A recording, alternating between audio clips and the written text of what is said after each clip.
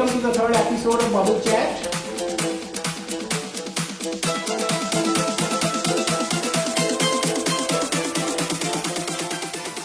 I'm very honored and pleased that I have got an honorable guest today, Dr.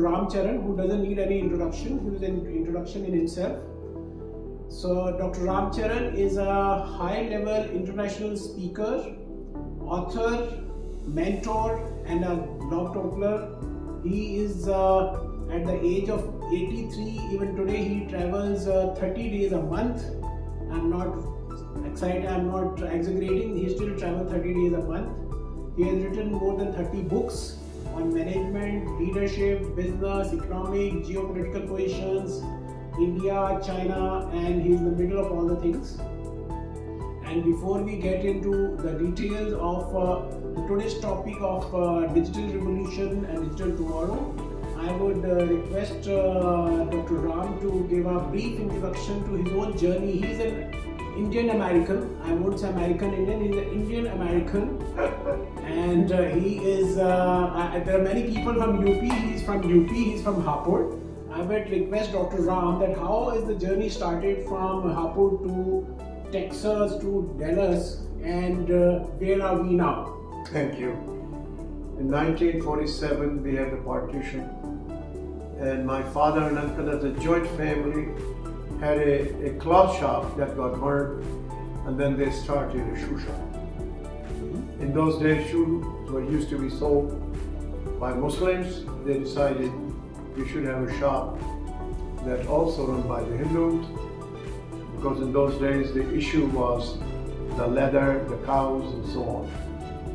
So I was about roughly 10 years of age, and they discovered at that age that I would spend more time in the shop at home after school. So I come to the shop, I do the business, and during the period, no customers, I do my homework. Oh, that's a good customer. So they still have the boxes of the shoes where they see me doing my sums and arithmetic, all that. Interesting. And when I used to go to school in those days, I would sit at the end of the corner of the class and almost verbatim I'd take notes, come back to the shoe shop, and then write one page for each lecture. So I never had to prepare for the exams. I did not know what I was doing it, but that's what I was doing. Lovely. It's coming very handy today. And they came to my father one day, I was finishing intermediate, and they said, your son needs to go to an engineering college. So I applied to BHU. BHU at the time was number one. And luckily for me, no sifarish, no bribery. I personally went there to submit my grade sheet, and I got admitted within 24 hours. Nice. I finished my 4 years mechanical engineering. We were nominated to go to Australia. In those days, nobody wanted to go to Australia. They all wanted to go to England and then go to America. Yes. They really saw what I could do. And the idea arose that I should go into MBA to Harvard Business School. And so I have saved enough to pay for it. And they made a recommendation, and I was admitted within 10 days. Nice. And so I went to Harvard, did my master's and doctorate. I did not finish the doctorate, or before finishing my doctorate, the dean called me up and said, why don't you stay on the faculty? And then I trained the first faculty of Ahmedabad, IIM. I was given charge for 66 sessions teaching. Out of that work evolved my teaching outside, evolved consulting. So I had gone to Northwestern, then to BU. I got tenure, but the outside demand became very high. So in 1977, I went completely full-time on consulting teaching. And this way, I got very good opportunities, coaching. People helped me. So I began to walk into the boardrooms of a GE, of a DuPont. And my mission in life is that I want people to learn every day. I'm a teacher. When I teach, I want people to take one or two things home and become the athletic champion of their business, of their calling, of their vocation. That's what I do. That's what gives me the pleasure when I see somebody who was nobody at the time, and I began to work with him, and today he runs $100 billion business. Yes. That is a great satisfaction to go after. Good, exciting. Dr. Ram, I was wondering that from Hamburg to Sydney to Harvard to Brazil, China, I mean, you are all over the place. Do you miss my India? No, remember, people who live with the Indian values, Yeah. they never leave home. Yes. I live strictly with those values, except my dress and food. Since I left India at the age of 19 and a half, I live exactly with the values and the behaviors my people cultivated for all of us, and therefore you never leave home. Great. So for the benefit of everybody who hasn't read his profile, so other than a teacher and a mentor and a guru, he is a big author and he has many best-selling books to his credit. I'm a big fan of your books, by the way. So I've been reading Execution, your favorite book, earlier times, and last week same time we had discussed about the leadership pipeline. That's again from your book. And these days I'm reading your nutrition book, so the effect of inflation on the cash generation.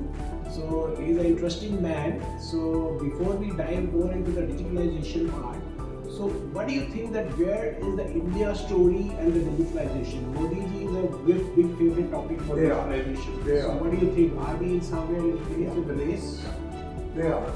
But I should tell you, it might be interesting about the book writing. Yes. I did not write a book until 1997. I had decided not to write a book. And the reason was that I was doing all this work and doing it. So one day I was teaching at Ford. Towards the end of the class, the CEO walked in. Okay.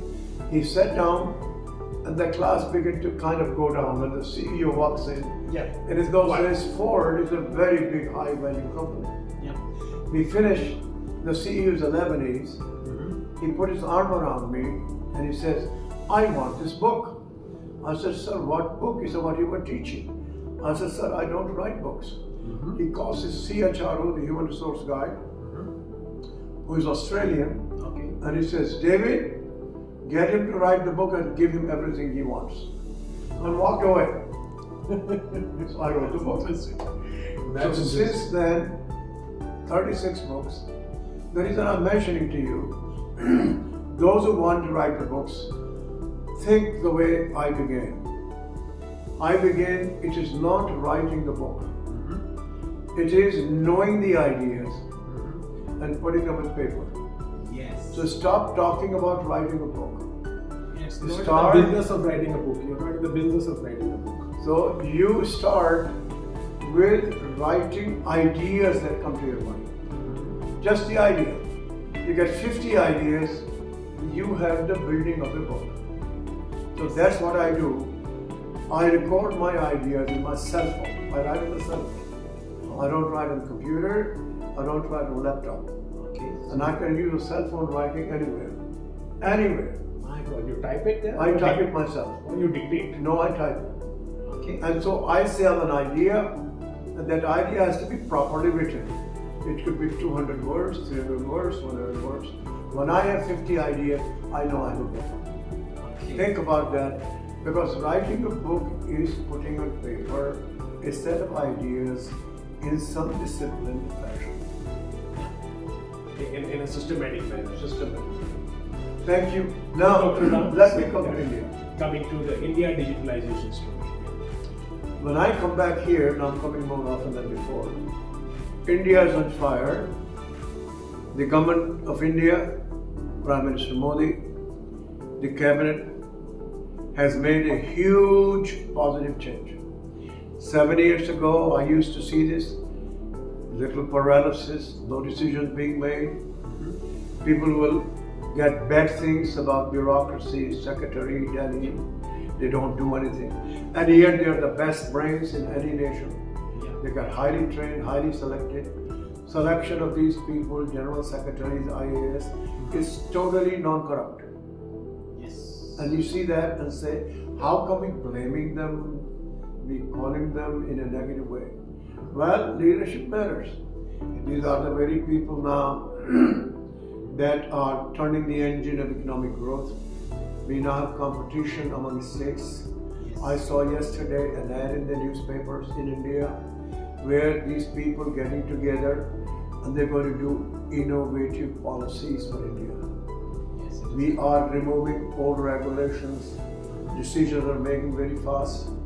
Mr. Modi has invented something no other planet has, no other country on the planet. He has now created a cross-functional ministerial meeting, and they must approve a proposal within 21 days.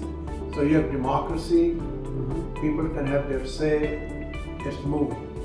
Unlike dictatorship, where somebody has to approve and do that.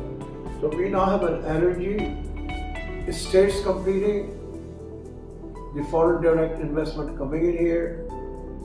Here regulations are being changed. The dollar and rupee exchange rate is being managed. We now have reserves over 500 billion. The currency rupee to the dollar is excellent. Had the Reserve Bank, the Finance Minister, Mr. Modi, Prime Minister, they have done a great job of managing. Otherwise, the rupee would have been 100. You watch the currencies of Pakistan, Sri Lanka, Bangladesh, Brazil, they all have been hurt over the last 5 years. So we are going forward. We have new investment coming, technology coming, aspirations going on. We have the mid-sized businesses really beginning to boom. Attention is being paid. So given all that, we now have a digital highway. And that digital highway opens up so many opportunities to the people who can't afford many other things. Digitization is an imperative. The economy is going to be digitized, it's being digitized, and every one of us who has a cell phone, and every one of us who has a computer, every one of us who connects with internet is a consumption-oriented, a consumer of digitization. It's changing the mindset, it's creating speed. Above all, I want you to know, it is increasing the capacity of your mind by 100 times, 1,000 times. Practice it. We have the cheapest telephone service in the world. Yes. We have the digital highway. A digitization is the old Indian arithmetic put into equations. Don't get bamboozled. Yes. It translates ideas into digits. Digits get recorded. A software stores it, processes it, and the way our mind has worked and works, that has been translated into mathematical equations. So you decide what the task is. Machine can do zillion times faster. What human being can do 10 items, machine can do billion items. Multiplying exponentially your capacity. So I know that digitalization is the talk of the town and it is entered every boardroom. So what do you think, what is the relevance of the digitalization to industry? When we are running a factory, we are running an office, we are running a sales, distribution. Yes. Where do you think digitalization play comes in, and how can we benefit it? So the first thing is that I like everybody to think this way. We transform a business by a tool called digital engine. We drive a car by a tool called internal combustion engine. Yes. We now drive an EV. We now call that a software engine and run by batteries. That's right. A Tesla is a computer on wheels. Yes, it is. We can change something in the car while it is running on the road. So think about the business first and say, where do you want to take this business?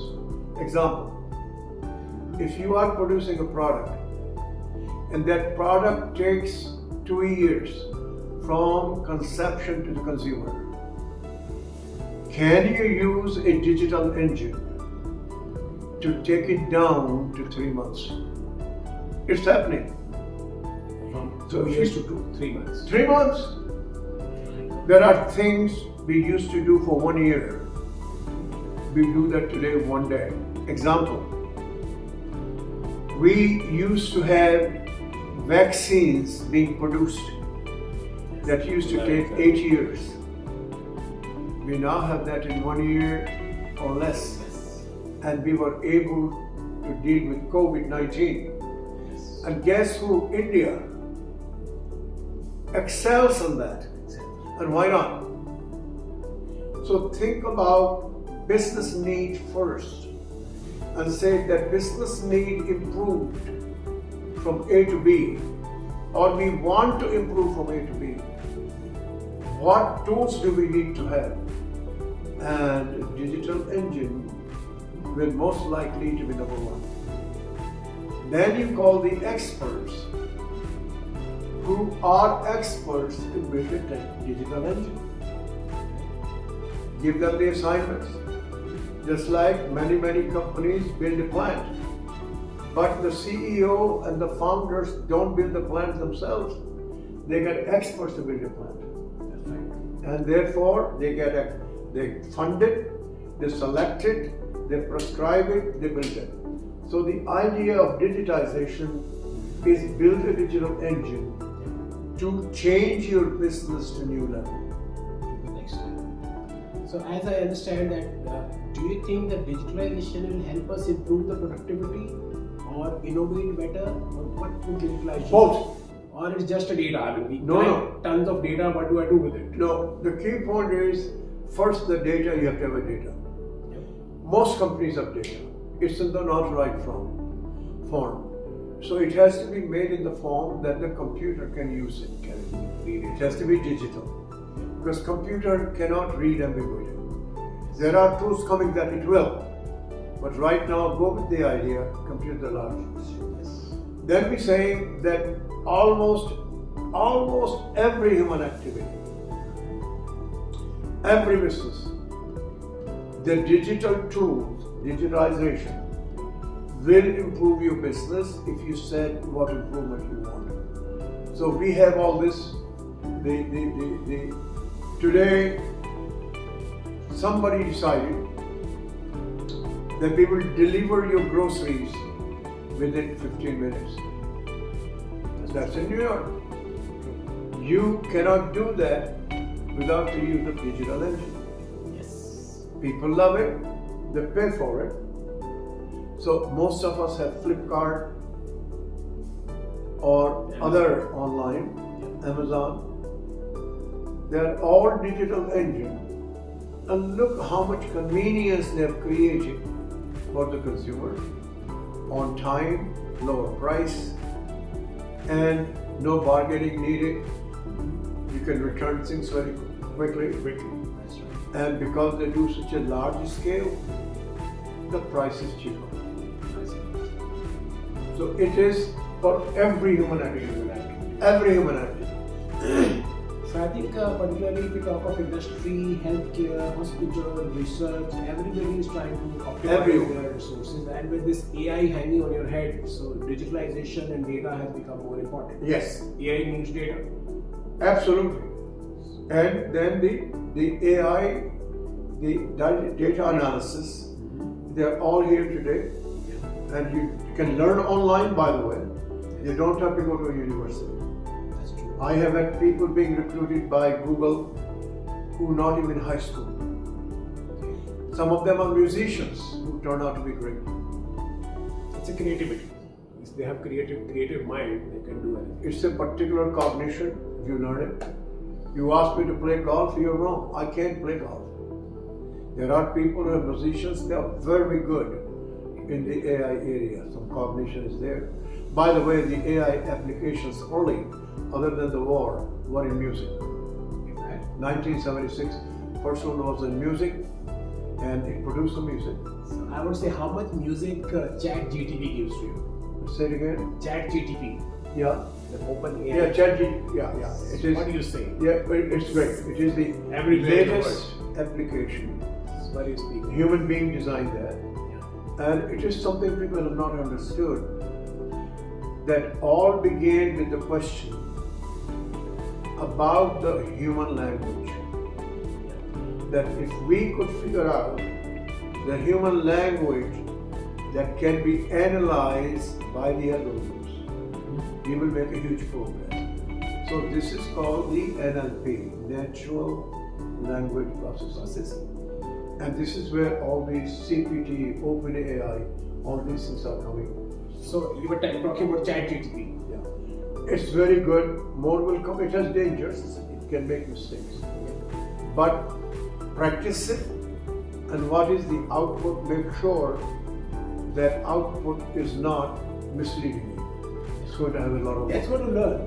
Going to learn about it. So coming back to the digitalization, how do you think that what industry is supposed to do?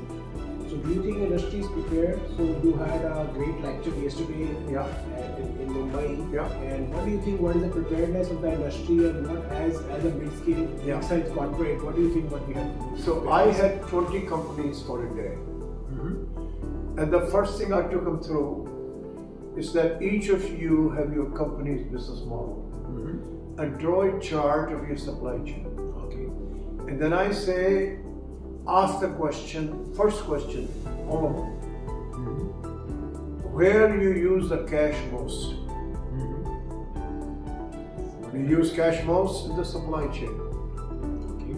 It means stocks, inventories. We supply it, and there is a pipeline that comes to your factory, and there's a lot of cash in the inventory. Yes. You use cash in giving credit to the customers. 120 days, 150 days. That's a simple one. Now we've got to do something here that the cash trapped in the inventory, how do we increase this importance of cycle time of delivery? How do we make it timely? How do we link it to the demand forecast? Okay. All through digitization. And we can cut that cash used in the inventory, maybe minimum by half. Okay. Now, when I say this, I'm not inventing anything. It's already done. Benchmark it. Yeah, somebody is already working on one day. Many companies. In India, I mean, but I've seen some where the CEO decided it's a company 20 billion in sales. They buy 6 billion worth every year. The CEO decided we're going to do this. He got a group of 10 people full time. Okay. He put them next to his office. In 2 years, they executed all this, and then they began to save 600 million a year. Done by Indians, for an Indian company. And what it costs of 10 people in India? Hey, you don't talk about the cost. Yeah. But you're talking 600 million a year. So it means that in case we work on any particular project, like you said, from an industry perspective, so it is the inventory, whether in pipeline, in transit, in Product development. at the factory, then raw material, work in progress, then we have finished goods, then Absolutely. we have customer in the shape of debtors. Exactly. It's like 6 months material is like there. You do. If we can squeeze it to 3 months, You will benefit. So digitalization can help. When you stop, if you're not doing it, do one project at a time. Yeah. Don't do everything. And then you got to have at least one person, maybe two, in your IT team who have the experience in algorithms and digitization. This is not a job for a neophytes. Yeah, this is a full-time exercise. Which But experienced digital people, many are not. Yeah, it's a new thing, so we need new people. So now, since you already mentioned IT, I was just going to understand that what is the role of the different level of leaderships Yes. in this digitalization process? How does IT comes? Where does CEO comes? And where do you think we keep blaming? Oh, by the way, you should be digitalized. Yeah. Who's going to do it? Whose role is it? Yeah. First thing, they should not start, you should be digitized. They should start what we do to take our business to the next level. Okay. That in the next level, I want to increase the revenue from this to this. That's business. Yep. Now, what help I need from the digital engine to accelerate the growth of the revenues. Okay. Yeah. To do that, I want a digital engine that will get data from the customer. It will be personalization. It will be having more frequency of interchange with them. With that data, I will find out what the patterns. In doing that, I will segment it to market of one. In that, I will customize the product, the price, the delivery, and I will send more recommendations than before that are relevant. Yes. And that gives you increase in revenue. Yeah. Maybe if I want to focus on the market, then I focus on the data. I will listen to the market. If I want to focus on production, then I will focus on Focus production. there. But I started with the business side. Yeah. I want to increase revenue. Or somebody says, I want to increase margin. Or Reduce somebody cost. says, Reduce I want cost. to improve brand. Yeah. Right. Start there and then ask for help. So what do you think? What is the first area to begin with? Is revenue, Usually start with cash. cash generation, or cash? Cash generation. Cash And lockup. there are two areas. One is the account receivables. Okay. There, in most companies, the cash is trapped. Whether you're manufacturing or not, doesn't matter. You start there, so you will get consumer data. You will get the history, what you discount, when you pay. You will figure out which customer paid promptly, which don't pay, what's their conditions. Yeah. You may have to give them help. And then you're able to pursue them if they are very late payers Yeah. through the internet. Start there first. So if you get a project that you can do in 6 months or less, 5-6 people, and you show success, you generate cash, you build credibility in the company. And cash generation then is useful for your next project. Interesting. Before we get into question answer, I have one personal question. I understand and I'm still mesmerized that you travel 30 days a week. 30 days a month. How do you remain on the toes? You don't get tired, or you have some special vitamins or special battery, or what is No, that? my habits are the same I used to have at home 70 years ago. No artificial stuff. None. No medicine, No medicine I have to have because like cholesterol I have to have. But you take those out, no artificial stuff. Zero. Okay. And what's your health regime? Health regime, I walk a day, every day 1 hour. Some days I'm not, so I make up. So all the doctors have told me if you do 1 hour a day walk, that is a good thing to have. I don't go to a gym. Sometimes I do exercises in the room, but I am very religious about 1 hour a day walking. That's nice. So I was also questioned about it, so I said 10,000 steps. There you go, 10,000 steps. And anything would you like to suggest or give a quick suggestion to our young team? Who, of course, they are all digital friendly. They are on phones and Instagram and social media. So, what do you think that what's the best tip? Yeah, I'm allowed to see so many people in the world, in so many countries, and so many levels. Yeah. I seem to think that if you could, and by the way, I do it, figure out 2 hours a week, even 1 hour a week, like the way we do puja. Yes. And you do some learning, focused learning. If you do 2 hours a week in a year, you're talking 100 hours of learning. Oh, That's more than one course in a university. that's right. Nobody will ever take this education away from you. And you got to trust yourself. It will come handy one day. 2 hours every week, some regular study. Something regular topic you master. Whatever that is, you love it. But you have to love it. Yes. And you got to learn that some of the most successful people did not go to school. They study themselves. They learn through reading materials. Today we have audiovisual. Yeah. And 80-90% of things you want to learn are available online and free. But please don't say, I don't have time to do it. That's time management. Then you should study about time management first.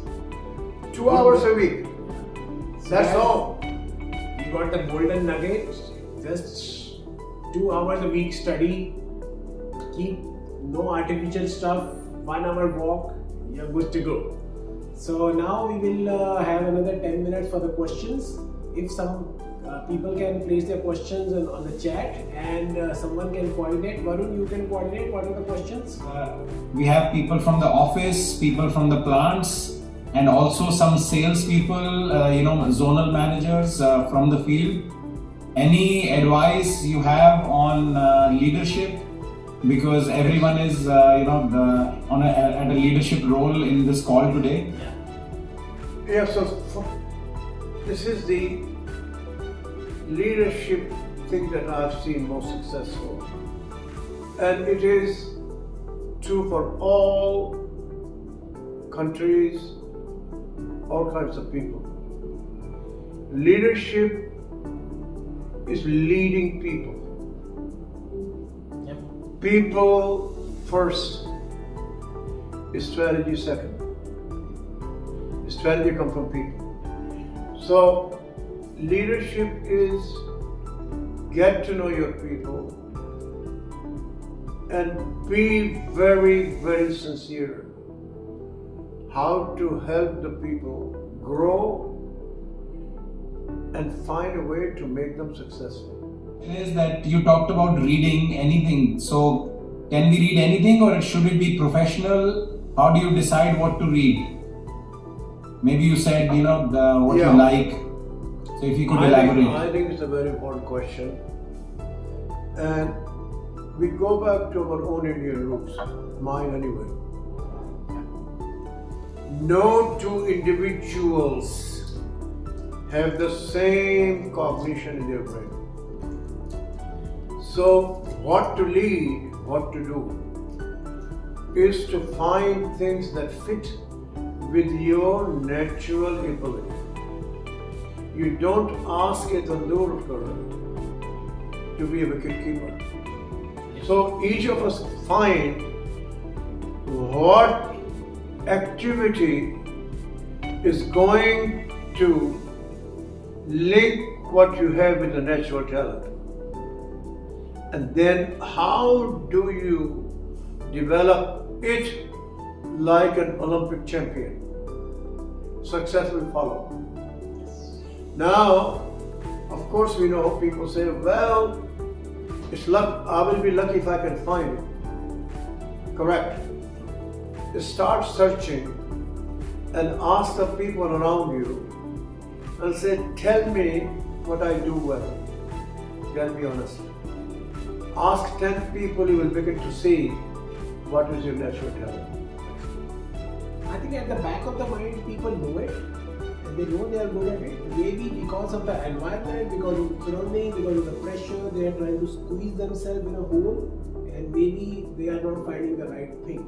I think they have to have mental blockages. Once the blockage comes out, then they say, okay, this is what I want to do, go for it. Yes, Dr. Ram, during our chat, Sanjay ji had, you had expressed about recognizing the God's gift. So if you could elaborate for the whole team, how do you recognize a God's gift for any human being and how do you, what do you do with that? Yeah, so God's gift, you know, in my days, and I still believe we do in Indian families anyway. You go to a sister's house and you see a little child, 5, 6, 10 years of age, and you say, you know, that kid, you know, he could do this. And you would be right many times. Yeah. And sister says, yeah. ये बड़ा होके doctor बनेगा, ऐसा लगता है engineer बनेगा. Now, that's the general thing. But then you come to the God's gift. It's something people love to do. So one day, here in India, one of those big rich people, I was advising them for their board. He said, you have to come with me. I've got this school for the kids. I said, sure. So I said, get the teacher. School the kids about this high. And so there are kids around there. So I asked the teacher, what do you see? Well, that kid is in the corner doing nothing. And that kid, people just, other kids going around. I said, look at that, he's a magnet for the people. It's happening. And he doesn't know what that is doing. We don't know, I don't know, you don't know. But look at the natural part. That's his gift. Can we develop it, extend it, encourage it? But in real life, we discourage it. If somebody is doing something and they say, "Chup karke baith," you shouldn't do that. So we should rather encourage. This is a God gift. See, you see in the I see this in the airports. The kid about that height and dragging his mother to go to the window to see something, and she's resisting because he's exploring. He's not seen this 10-year-old place lying in there. He doesn't know he's looking at it, but he's curious. So we should observe in ourselves and in our team members the God's gift or their speciality, and we should help them grow it. Them for yourself also and others. Yeah, but you know, many of you know 360. Now I know how it originated and all that. Can anybody tell me why it was invented in the first place? We should find a way. What is your God's gift and how do we double, triple, quadruple? You've got to accept the fact nobody will ever be perfect. If there is a weakness you have, you may be in the wrong job because your weakness is coming so big. I would say we have a balance, some good, some bad. If your goods are better or more, so then the weakness is because I go through this in the selection of CEOs. Because your positives do not fit with the job. Yes. If the positives do not fit in the job, then we don't need it. We'll be wasting you. You are more important. We'll find somebody. Yes. They come for the interview, and the first thing they know, you're going to try to find the negatives. I tell them first, I want nothing about negatives. I spent 6 hours interviewing a candidate. I said, tell the truth, I absolutely will cut any negatives. I want to know who you really are. Your God's gift is if it fits in the job. We go forward, we'll figure out how to compensate for your negatives by hiring new people, training, whatever. But everybody is going to have negatives. Yeah, some positives, some negatives. We need to see where do we fit in with best. the fit. Yeah, fit has to be for the best, for the positives. What are the 3 things every employee of the company should have? Well, see, if I got the question right, the most important part is the employees in the right job. The right job. So I take votes when I teach, and I ask them, I take a vote, what percent of the people are in the wrong job? Number comes about 25%. 25% people are on the wrong In job. the wrong jobs. They think they are in the wrong. Even though company think they are in the right. It's across the globe. It's not just anywhere. Now the point for the employee first is that an employee happiness, satisfaction with the job is a very critical thing. Because they spend a minimum a third of our life in the working. And so they got to ensure if they can get a choice, they have the right boss and the right job. And the right job has to enable the person to grow. I'm not in the camp, here is a 25-year-old young person comes in and is in the same job at the age of 35. That is not a good idea. He should graduate to the next level. Because it's not growing. So that's the second thing, that you have to figure out a way. How do you grow? And the third item is help others grow. Most important. They grow, you will grow. Yes. I think that's a very great virtue if someone has. Most of the people are self-managing themselves and they are individual contributors. They do not encourage others to grow. Rather, they somehow steal the work from the other's table and try to be more control of it. Yeah. How do you keep yourself motivated all the time? How do you do that? There is so much to learn because I know very little. I'm in a situation where I don't have to search every day how to get the bread. Second thing, I've been trained in life early that I can live close to nothing, and I'm trained for that. So I am not stressed because I'm going to find a bread tomorrow. But I have these things to learn. It's my agenda. I'm not in any way 1/1,000,000th of a way how I'm going. Right now I'm writing a book on US-China tensions. I'm very far from the truth here. There are not enough hours in the day to continue to think. Great. So keep learning. That's your passage to passion. 2 hours a week, that's all I want. So how to be a leader but not a strict leader? What not to do? What not to do? Well, As a leader. the only thing in life that is constant to all of us is time. Don't waste time. I have a similar question. What is the difference between a leader and a manager? So, at Harvard, I had a professor called Abe Zalesnik. He and I shared the same secretary. He used to teach production, and then he became a psychotherapist. And did a lot of coaching. Very good human being. So when he was coaching these people, he was a hard-nosed numbers guy. And these guys had no emotions. And they look at the numbers, and the numbers tells everything, and no human thinking. So he began to say, you're going to deal with people. And as a leader, first part is going to leadership people, and not the numbers. There are many stories about the people who were tyrants. And then say that managing what you had, you're improving it, you run it better. The assembly line came, Ford came, you do all that. People used to supervise on a balcony over the whole. And then he began to frame. The leaders have to be thinking, what's the future? Where to take it to the future? They coined the phrase, what's the vision? How to select, lead the people. And the manager are those who don't do these things they should, and say, how do I make this thing more efficient? How do I create systematic? How do I create the processes? How do I control these things? We need that. A leader without that will not succeed.